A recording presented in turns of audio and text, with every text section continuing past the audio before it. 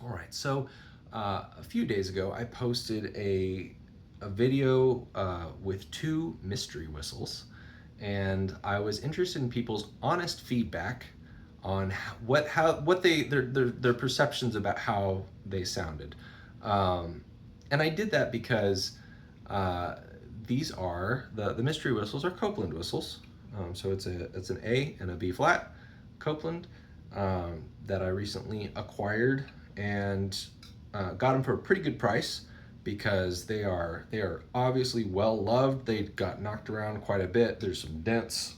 There's a dent above the windway in the A, but I still feel like they play well enough.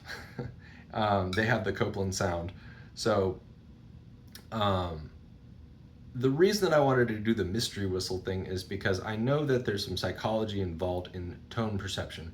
Uh, they did a study a few years ago with Stradivarius violins where they had violinists play like a top of the line modern instrument against a top of the line or Stradivarius, and when the violinist knew they were playing a Stradivarius, they almost always, as far as I understood the study, they almost always felt the Stradivarius was the better instrument. But when they turned out the lights and handed them a violin, very consistently, they were unable to consistently identify the Stradivarius in the dark. So they realized that there's something about the mystique and the legend of the Stradivarius violins that influenced how they perceive the tone. So I think that something similar is likely to be occurring with the Copeland whistles. They are such legendary instruments. They're so hard to find. They're so rare that people tend to hear them with rose tinted hearing aids. I'm not exactly sure how that metaphor works, but you know what I'm saying. They give them the benefit of the doubt. They receive them very positively, um, and they're just whistles. So they have pros and cons, just like any other design whistle. They are unique, and they're unique enough, and I like them enough that I'm trying to replicate them. Um, so my goal, what I'm currently working on, is trying to gather specimens, everything from like B flat down to low D, um, in order to like figure out how they're made and possibly replicate them. I'm never going to be a mass producer of these things, but I thought if I can get some the equipment and the process down, at the very least, I might be able to sell enough to make back the cost of equipment, put a few more Copeland shaped objects into the world, um, and maybe maybe pass down what I have, maybe even some of my tools to someone who wants to make a more serious go at it in a few years. So like it's kind of up in the air. I'm reaching the age. My kids are getting older. I might have some more time for hobbies. But yeah, that's the goal. So I was super excited to find a B flat and A. Those were ones that were the A in particular was one that I was targeting. I am still looking for a G and an F. And I know there's a low E flat out there, and I'd be interested in that as well. But particularly the G and the F. Um, so if you know one or you want to sell one, just get in contact with me. Uh, anyway, so I will go ahead and play these again now that you can see them. So here's the B flat. You can see that at least at the end, the diameter is very similar, almost identical between them. They look like they're about the same um, diameter when you get to the top. So my feeling is that the A plays. That's why the A plays a little bit more like a narrow bore, whereas the B flat is a little bit stronger, able to take a little bit more breath force. I find it to be a little more stable. Somebody said they thought I was struggling a little with the high notes on the B flat, which I found interesting because I feel like both of these play very well at the top end. The A tends to be a little more finicky in mine. I have to be a little bit more careful how I blow this, and it tends to break at specific, not at the top, but kind of in the lower second octave. So again, I am getting to know these, and I'm always capable of blowing whistles wrong. But anyway, here, those are my initial thoughts on it, and I have an unboxing video, I guess, that I played, just sort of the first time I played these. I got that on camera, and I'll publish that in a few days, I think. So, but anyway, here's the B flat.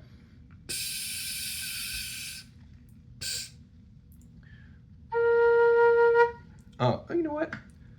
I'm gonna play. So here's a generation. I like this generation. I feel like it's a pretty good representative of the generation B flat. So.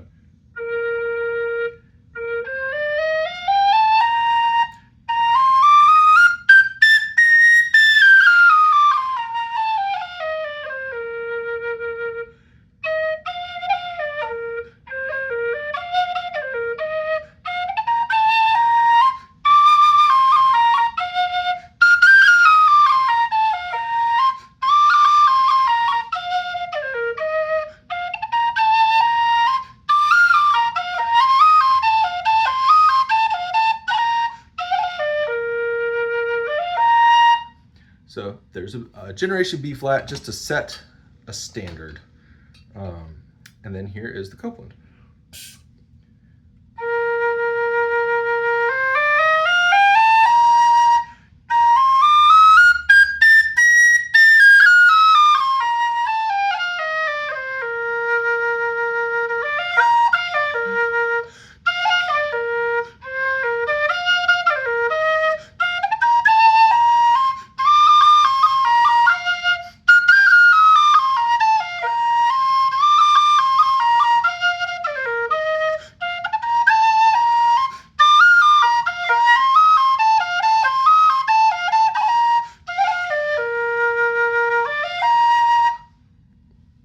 So there's that one.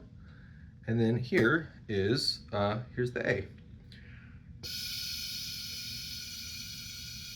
And if you know of another Copland A video out there, I'd be interested to see it. Usually artists just play their whistles. They don't often title their videos with the whistle they're playing. Or if you know of any other Copland like mid keys that get played. I have a playlist that I've made. The only one that I'm aware of that has an alto A in it is a Mary Bergen video where she plays Contentment is Wealth and the Mooncoin Jig. So if you look that up, she starts out with a Copland A, or she plays a Copland A throughout the whole thing, but solo at the very beginning. So here's the A. See, it's strong, but it's a little bit more, I can feel it wanting to break.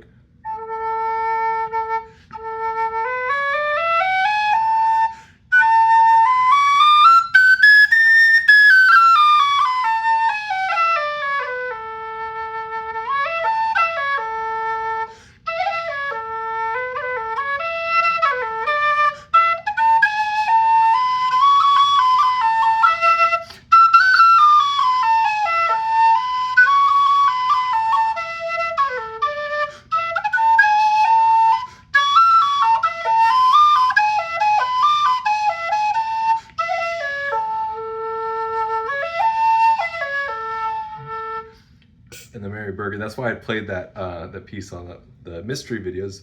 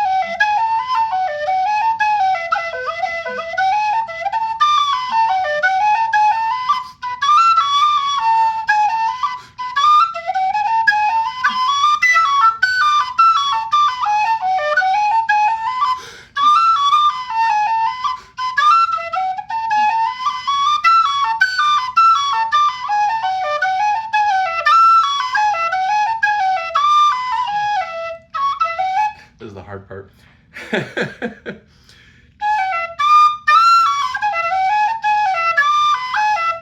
Yeah. I can't play it, but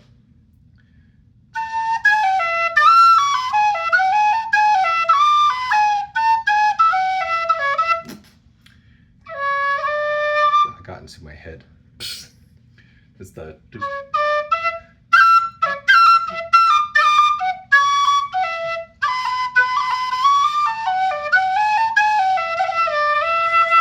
I played this in my car so many times. See.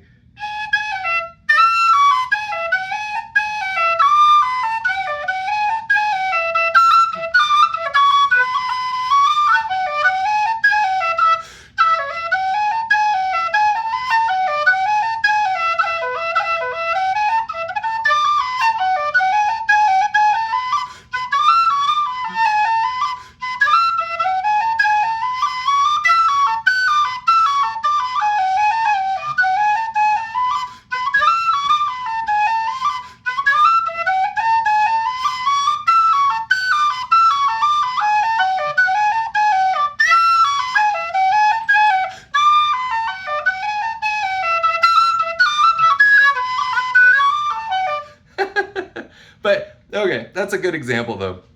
You can hear I'm breaking a little bit on the second octave, like right around there.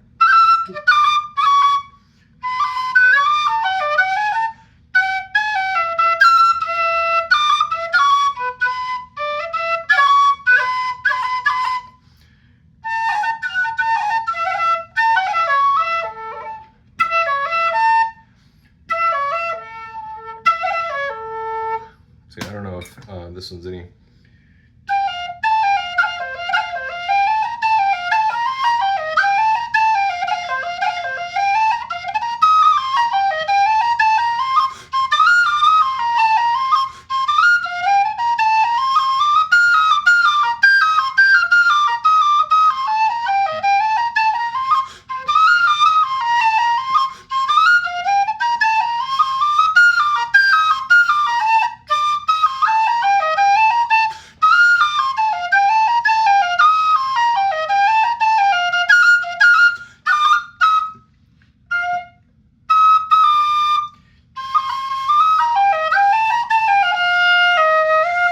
You know, I need to just keep practicing that. At some point, I've been playing that one, practicing that one for like a year, 2 years now, and still can't play it flawlessly in front of people. But anyway, I hope that gives you an idea of that. Sorry for making you sit through the squeakiness. But yeah, I think that they play like Copelands. I think they've got the Copeland sound. The A is definitely, like, I was thinking about if I make the A, I'm debating whether or not I want to try to make it a slightly wider bore. But I know that it's interesting to me. This is the second time that I posted something where I've got two whistles. The other time it was the Mazur whistles, where I was saying I felt like I liked the D better than the C. And they had the same bore size, and so I liked the tactile feel of the wider bore on the D. But when people commented, they're like, I think I like the sound of the C the best. And after I got more familiar with the whistles and played them a little bit longer, I was like, yeah, I think I do like the C better than I like the D. So there may be something to that. I think sometimes narrow bores can have a nicer